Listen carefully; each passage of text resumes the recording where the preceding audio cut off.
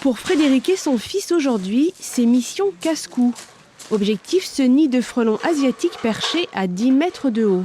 On va injecter un biogaz dans le nid qui va détruire immédiatement les insectes présents dans le nid. On va garder l'effet de surprise aussi pour pouvoir toucher les insectes présents et aussi la fondatrice. Ce qui est impératif, c'est de tuer la reine. Un coup de gaz plus tard, l'intrus bourdonne déjà nettement moins. Rapide, précise, l'intervention aura duré moins d'1 heure et coûté 220 €. Mais pas pour le propriétaire.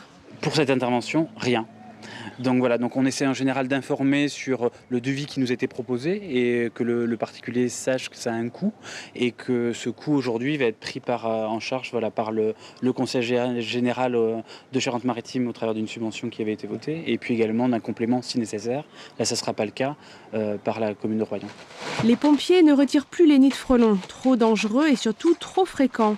D'une dizaine d'interventions en 2009, la demande a explosé l'an dernier, jusqu'à plus de 100 signalements.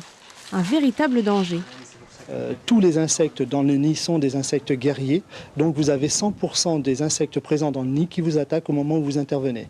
L'attaque est immédiate, elle se passe en une fraction de seconde et c'est ce qui représente un danger actuel pour les gens qui découvrent de manière inopinée un nid à hauteur d'homme. Cette année, ça représente 90% des nids qu'on a traités étaient à hauteur d'homme et sur ces 90%, on peut dire que 30% ont été avec blessures humaines. Dans le nid, des centaines de larves qui auraient éclos cette semaine, mission accomplie donc.